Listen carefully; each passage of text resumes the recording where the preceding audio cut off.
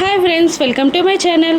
ఇక నిషి ఎవరితోనో ఫోన్లో మాట్లాడుతూ హాల్లో నిలబడి ఉంటుంది. ఇక లిఫ్ట్లో జగదాత్రి పైకి వెళ్తూ ఇలా ఆలోచిస్తూ ఉంటుంది. నిషి వాళ్ళ రూమ్లో ఎవరు లేనట్టున్నారు. సాధు సార్ చెప్పిన ప్యాకెట్ని తీసుకోవడానికి ఇదే రైట్ టైం అని అనుకుంటూ నిషి వాళ్ళ రూమ్లోకి వెళ్ళి డోర్ వేస్తుంది జగదాత్రి. ఇక జగదాత్రి నిషి వాళ్ళ రూమ్లోకి వెళ్ళడం కాచి బుచ్చి ఇద్దరు చూసేస్తారు. ఇక కాచి వచ్చి నిషితో ఇలా అంటూ ఉంటుంది, జగదాత్రి మీ రూమ్లో ఎవరు లేరనుకొని దొంగతనంగా వెళ్ళి ఏదో తీసుకోబోతుంది అని కాచి అంటూ ఉండగా ఇక షాక్ అవుతుంది నిషి. ఇంకా నిషి ఇలా అంటూ ఉంటుంది, అది మంచి పనే చేసింది. అది దొంగతనంగా మా రూమ్లోకి ఏం తీసుకోవడానికి వెళ్ళిందో నాకు తెలీదు, కానీ దాన్ని క్యారెక్టర్ లేని దానిగా నిరూపించడానికి ఇది మనకొక మంచి అవకాశం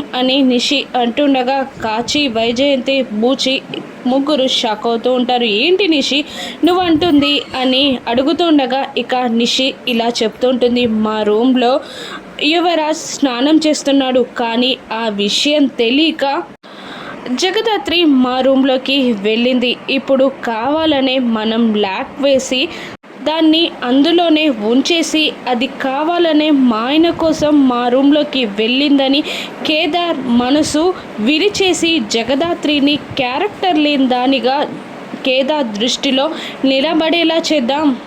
అప్పుడు కేదార్ మనసు విరిచేసుకుంటాడు జగదాత్రి పైన. ఇక కేదార్ లేకపోతే దాని ఆటలేం సాగవు అని నిషి అంటూ వెళ్ళి డోర్ లాక్ చేసేస్తూ ఉంటుంది. ఇక యువరాజ్ తన బాత్ని ముగించుకొని టవల్ కట్టుకొని బయటికి వచ్చి జగదాత్రిని కోపంగా చూస్తూ ఉంటాడు. జగదాత్రి యువరాజ్ రాకముందే డోర్ ఓపెన్ చేయడానికి ట్రై చేస్తూ ఉంటే అది లాక్ అయిపోయి ఉంటుంది. అమ్మో, ఎవరో లాక్ చేశారేంటి అని అనుకుంటూ ఉండగా యువరాజ్ వచ్చేస్తాడు. యువరాజ్ని చూస్తూ టెన్షన్ పడుతూ ఉంటుంది జగదాత్రి. ఇక నిషి వేసిన ప్లాన్ సక్సెస్ అవుతుందా? జగదాత్రిని కేదార్ అనుమానిస్తాడా?